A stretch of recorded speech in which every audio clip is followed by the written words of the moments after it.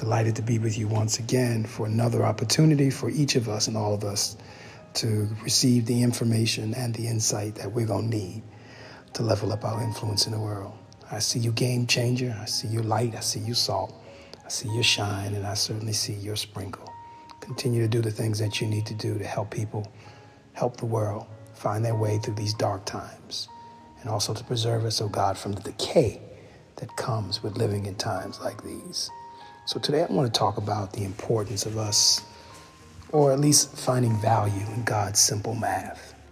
Sometimes in order to multiply us, God has to subtract from us the things that are dividing us from Him. That's the wonderful thing about God. God's love for us is foundational. Scriptures that we read every day repeatedly emphasizes God's unwavering affection and desire for our welfare. Even when we think about what Jeremiah says in 29:11, where God speaks or tells us of God's plans to prosper and not harm us, but plans to give us a future and a hope. But the wonderful thing about God's love is that God's love is not passive.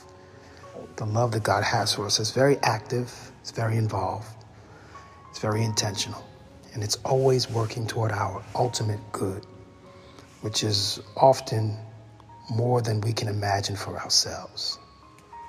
And sometimes in showing His love for us, God has to subtract us, or He subtracts from us. Understanding that sometimes God's ways are higher, not sometimes, but always higher than our ways. And at times God may have to allow or orchestrate the removal of certain aspects of our lives. And this can be challenging and even may seem contradictory to His loving nature.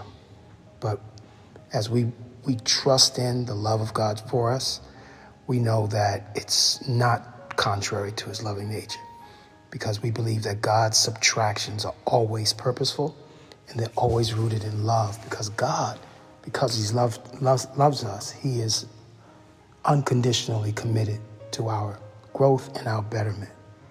So we realize that in embracing God's love for us may mean sometimes we have to submit and surrender our understanding for His purpose. And instead of clinging to the things that are dividing us, from Him and the life that He intends for us, we have to sometimes just surrender. And in that surrender, it will change us, it will transform us for the better. Letting go, sometimes we just have to let go of those things, and we have to deny ourselves, and we may have to take up the cross. That is not always easy, not always comfortable, but we have to do it. It's necessary. It's necessary for us to fulfill our purpose and fulfill the intention that God had in mind when He birthed us, when He allowed us to be born into this world. So sometimes we have to let go of any worldly attachment that we have. Sometimes we have to let go of personal desires. We have to, not lean on, but sometimes we have to let go of our own understanding and just create a space for God to grow us in the Spirit as we draw closer to His purpose and even His likeness, to be even more and more like God. And that's why Jesus says every branch in Him that does not produce fruit, He removes. And He produces or prunes every branch that produces fruit so that it will produce more fruit. And this scripture, we know directly coming from Jesus, it illustrates our relationship with Jesus as branches connected to the vine. And in this, we understand that our fruitfulness, it actually equates to living a life that reflects Jesus Christ. As we produce good works, as we exhibit the fruits of the Spirit. And Him, God, pruning us signifies His active involvement in our becoming more and more like Jesus, which is the theological term for sanctification. That's what it is. We're saved and then we're sanctified.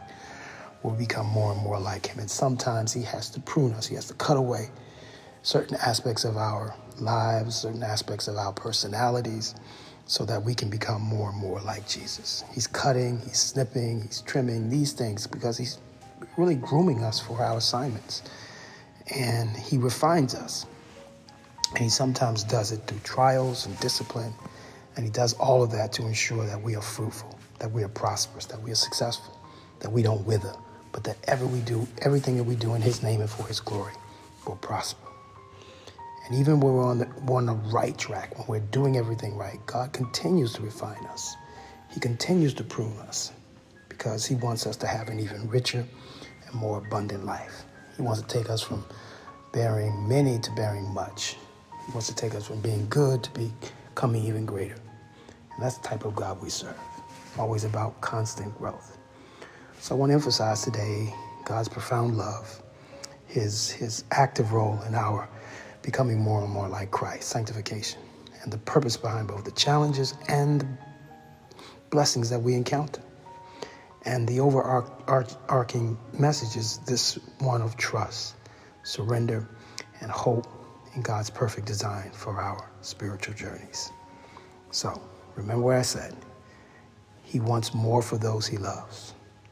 And in that, sometimes he subtracts, as it is necessary to multiply. So all we need to do is to let go and grow.